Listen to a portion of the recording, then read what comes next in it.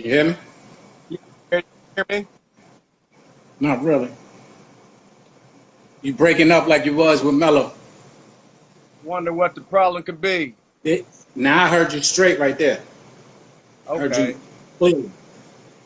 I think it's probably what I got this sitting on. So I'll just end up holding it. You can hear me now?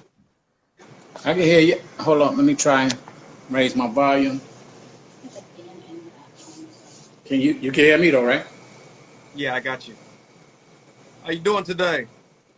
I'm doing well. What about yourself? Blessed, man, blessed. While we got people logging on here, can you tell me how this COVID has affected your day-to-day activities, or if at all? Yeah. I mean, COVID to me, despite all of the tragedies that have been going on, has been a blessed thing. It's been a restart, a reset. It's been where I take value now in those people who I might have overlooked, or those things that I might have overlooked, and that's what's happening through the process of the reset. And, they say 2020 is when it happened, and it clearly is brightening my vision for 2020. So despite, like I said, despite all the tragedies, and God bless all those who've been affected, it hasn't done anything but enlighten me. Exactly. How have you been? What'd you What was say? that? How have I you said, been? Go ahead. no, I was saying, and I do have some people who have been affected. So, I put my prayers in for them. And some have passed. One of my good people, somebody we both might know, Joe Fatal, his mom's passed, and God bless her.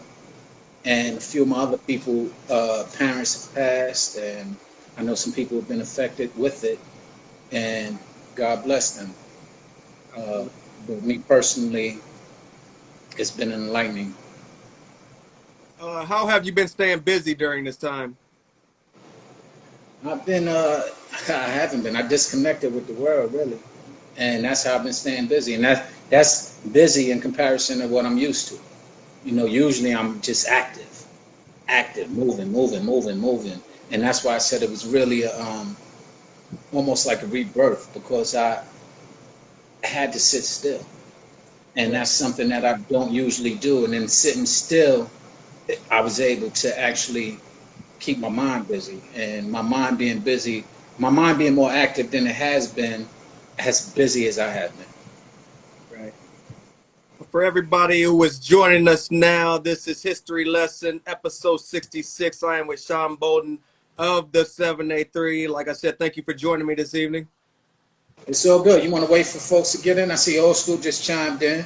I see a few people chiming in. So, yeah, let's just wait. Okay. Let it build up. If you got any other questions, dialogues, feel free. Okay. Where are you currently located right now? L.A., Los Angeles. LA. Yeah. Okay. What have you seen as far as are things opening, or are things slowly closing back up again during this fight? No, actually, it's starting to spike out here, but we was the first ones to go into quarantine. So things have been slowly transitioning to opening.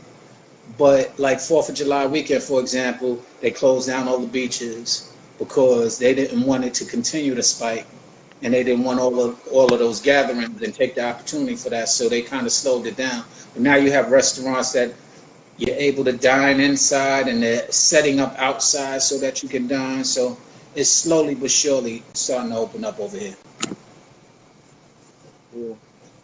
I think we got some people joining on. I know it says 4 up there, but it's a lot more. I don't know how Instagram judges who's viewing, but if we can jump into a little bit of your history and work our way up to what you're currently doing. If you could take us back to where you were born and raised at.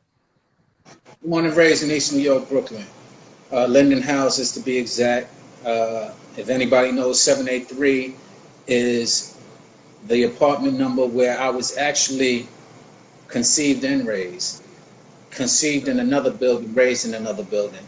Uh, and I was born the day after my mother and father moved into apartment 7A and 570 Stanley Avenue in Linden houses. And I was pretty much raised there until I moved out to California to live with my pops. And so was my brother as well, the founder of the group Red B. Can you give us a time frame of when you ended up moving out to California? Yeah, the exact time frame was, I want to say 85 or 86. Matter of fact, it was the summer of 86. It was the summer of 86 when I moved out, and I moved out. That's when we first got our first single deal, which was 783 Will Rock You. And that was the actual song that Ice-T turned down, and he offered to my brother to do. My brother offered for me to be on it so that he could keep me in LA. Gotcha. We can rewind just a little bit. During your growing up in LA, what was the day in the life like for Sean Bouldin growing up in teenage years? LA or New York? LA. Oh, LA. It wasn't no real growing up in LA. I was already grown. I came in 11th grade. So I was pretty much, already did my growing out there. As a matter of fact, that's why they wanted me to stay, because I was going in a direction that my brother didn't see fit and I didn't see fit, kind of getting caught up in wanting to be hanging out with my friends and doing things that we probably shouldn't have been doing. And so when I came out, the story that I've told in the past, and I tell you now, we was walking down Hollywood Boulevard the first day I was there. My brother wanted to show me Hollywood, and somebody said hi to me, and I threw up my hands. Yo, what you talking about? What you saying? What? And my brother was like, yo, they just said hi. And I was like, so he don't know me. So I had that East New York mentality, and he saw it right away, and he was like, yo, you can't go back. So hence, that's how the opportunity of him getting that opportunity through ICE, he pulled me in so that I wouldn't have to be out here. So my day in the life of LA, man, I didn't know nobody. So I was out here just basically getting back into a groove of learning people, knowing people, the new environment. I went to Fairfax, started, knowing people there. I was, just living. It wasn't anything specific. I wasn't into none of the LA lifestyles, gangbanging, and none of that. I ain't know none of that. The first time I was almost in a fight with somebody, I didn't even understand that they wanted to fight. They were like, you want a squab? And I never heard the word squab in my life. So I'm like, squab? What you talking about? And we sitting there beefing, but he's saying, what's up squabbing? And I'm like, what? And so, it was just a transition from that standpoint as far as learning Los Angeles, learning my new atmosphere. And it really wasn't bad at all for me, because I started getting back into just myself. I had a girl at the time. I fell in love. So it was a bunch of stuff that I didn't do out there that I was allowing myself to do out here. What did you see the difference as far as hip hop in New York and then going to LA? What was the biggest difference? I mean, it was a lot of differences. Just music. You got to realize, hip hop in LA had not. Yeah, tell me about it, D. Hip hop in LA there was a scene, but it wasn't like New York. The music was different. When I came out here, they had the LA Dream Team and groups of that nature, where they had a lot of, it was almost like electronic music, real fast, up tempo. And I was just getting adjusted to that. When I was doing the WAP and the AJ, they was doing, what was it called? Skating and things of that nature to the LA music. And that was what hip hop was transitioning from. So when people started rhyming and doing, there was people rhyming, of course, but when when I started getting familiar with the hip hop scene, Ice, I don't think was out at the time. He had just did breaking and all that, but he was He wasn't really doing, yeah, Arabian Prince and folks like that. Ice wasn't specifically doing music, I don't think. I think he had opportunities to do so, but he had just did the movie Breaking and had just appeared in those things, and that's why he was getting a lot of the recognition and deals and offers, at least to my knowledge. When I first got here, there wasn't no NWA, there wasn't no, there was people in Macola doing individual stuff. There was the NWA and Posse in 87, 88, but not in 86 when I first got out. So the scene was growing. It wasn't, Big Daddy Kane would come and do a show, and that was starting to get familiar. New York people was starting to get familiar with coming out here in LA. Now, you were talking about how your brother reached and grabbed you and pulled you in. Can you take me back to that moment and getting on that Color soundtrack and Ice-T, how all that came together? It was prior to Color soundtrack that I'm talking about. Color soundtrack came a year after. Okay. The first song was a song called 783 Will Rock You. 783 Will Rock You was a cover of the Queen song We Will Rock You. And it was Jeff Fenster and Mio Vukovic who wanted to do a cover for their imprint called Vendetta. And they wanted to do a song called We Will Rock You, a cover. And it was their idea, and they approached Ice to do it. And Ice wasn't interested in doing it. And he offered it to my brother. Now, speaking of which, now that I say that, Ice probably was doing his thing, because 6 in the morning was definitely, it was already starting to bubble. K-Day was out here, so a lot of people was on K-Day. Like, that's where I met Run DMC for the first time, being up at K-Day. And the Mixmasters was doing their things, but like I said, it wasn't the same type of music per se, although it started transitioning and growing into the LA hip hop scene. At this point, is DJ Muggs a part of the group? No, not at all. DJ Muggs was not part of the group. We did 783. Originally, the name 783 was the apartment number that we was raising, like I said, 7A in Linden Houses. 3 people lived in the apartment. My mother, my brother, and myself. So that was 783. We had no DJ. Our original DJ, ironically, was a schoolmate of mine who I took up under the wing, named Jason Vasquez, also known, or better known now, as professionally known now as Son Doobie from Funk Doobie. Gotcha. That was our original DJ before Muggs. Gotcha.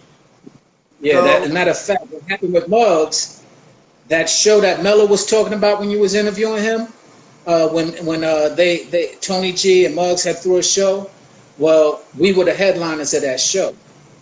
And Son couldn't make it. He had to go to the Kingdom Hall or something. I don't know, something. He was a Jehovah's Witness at the time. So he had to do something that he couldn't come out on that Friday.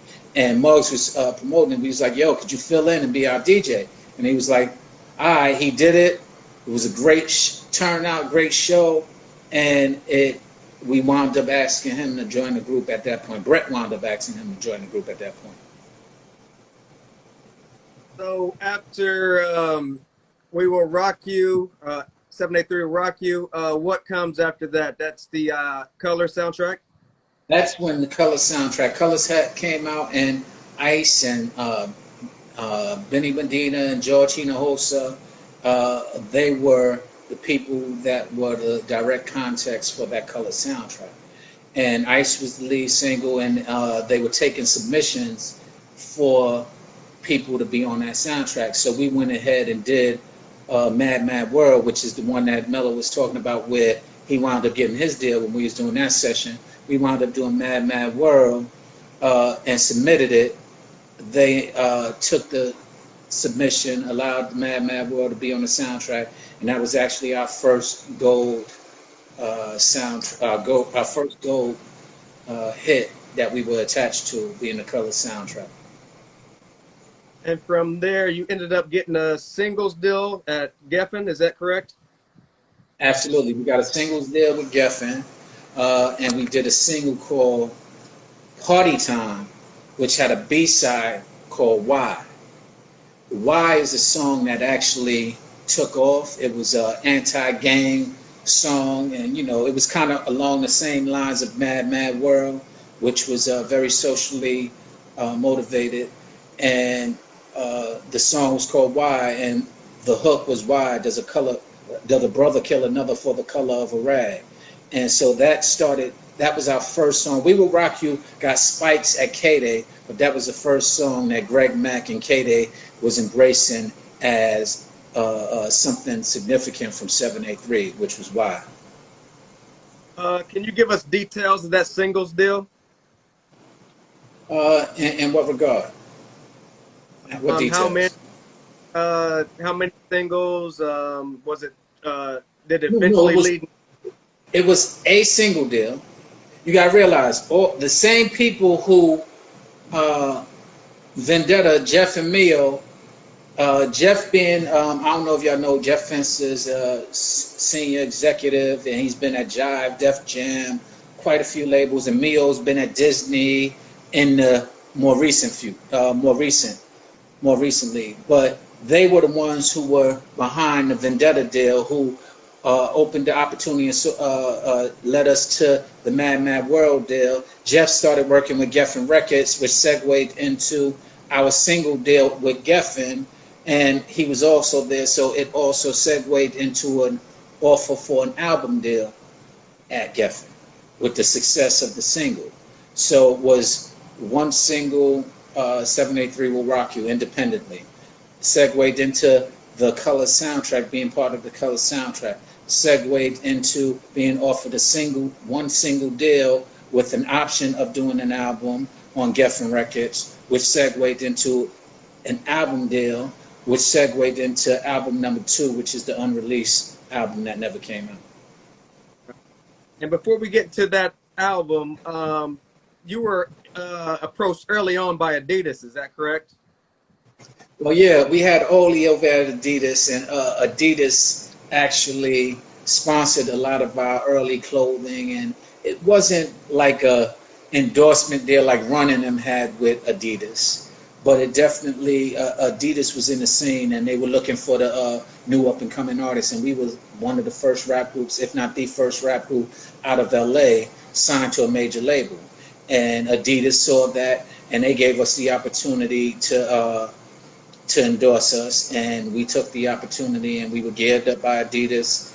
I don't think there was any money exchanged, now that I'm thinking about it, because it wasn't a secure business, so it wasn't, like I said, an endorsement unless it was Run DMC. But they did see that they wanted to take part in all of the up-and-coming artists that was coming out, and so we hooked up a deal with Oli to be able to get Adidas to support us, and we supported Adidas. Before going with Geffen and Warner Brothers, were there other labels that were interested in you? Did you shop your demo at all, or was it just the automatic Geffen? It wasn't a demo. That's an interesting thing. Like Mello, how he said they didn't ask him about a demo. It was really, they gave us an opportunity to do a record.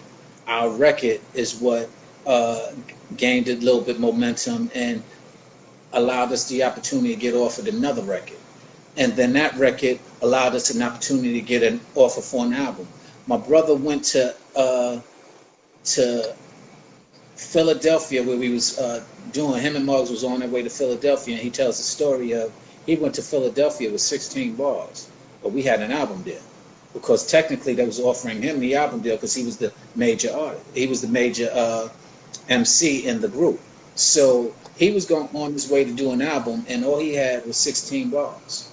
So it wasn't a demo. It wasn't anything of that nature. It wasn't like people were doing demos out there looking for deals, because people weren't signing rap at that point. It wasn't like rap was so popular and making so much money that people were running head over heels trying to sign everything up. That was coming along. So there was a couple of independents like Def America, Rick Rubin's label, who was starting to sign rappers. They wanted to get Ghetto Boys, or I believe they got Ghetto Boys or something like that. So they were on the table. They, Jeff and them spoke with them about it. but it wasn't a lot of labels out there. Def Jam was out there, but they wasn't really messing with the West Coast. You know, as a matter of fact, we were kind of the A&Rs for a lot of people when Jeff had us. I'm sorry about that. When All right. Jeff and them had us, he would come and say, "Yo, what do you think about this?" And he'll play PE for us. They say, "What do you think about this?" He'll play Tribe Called Quest for us. So East Coast folks were getting signed and doing demos and doing things of that nature, trying to get signed. West Coast folks, they hadn't transitioned to the West Coast just yet, as far as major labels jumping on, trying to get into the hip hop game just yet. So would you say that you guys are the first West Coast groups to sign to a major label? I wouldn't say that that's what it is. Not West Coast, but definitely Los Angeles. So I don't say West Coast because I'm not counting the Bay Area. And I say group very distinctively because, you know, the LA Dream Team was out and they was on MCA, and there was another my man, Richie Mack was signed to, and his group was signed to MCA, but I believe they might have had a single deal. So I would say we might have been the first West Coast group to get an album deal on a major label. And the only two major labels that was messing with the West Coast was MCA and then now Geffen, which happened to merge at some point as well. Can you take us back to that album deal? Was it for more than one album? Was it just a single album deal? It was an album with an option. You never get the deals back then were almost ironclad. You never get deals that were just one-offs. That would be a blessing to the artist. You know, they tried to lock you in as mother. So I believe it was a option for it was a 7-album deal.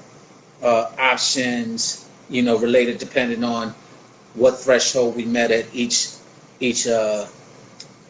album success. So I think if we did like $150,000, 150,000 albums or better, the first album, we go to the next tier, which would be the second album. The budget increased. We had one of the biggest publishing deals at the time, and we had a nice album deal. And so the album deal would have then, in our second album, I think, transitioned into about 250 to 5. You know, it was increasing. The next one would have been 5 to 1 million, and so on and so forth. So it was a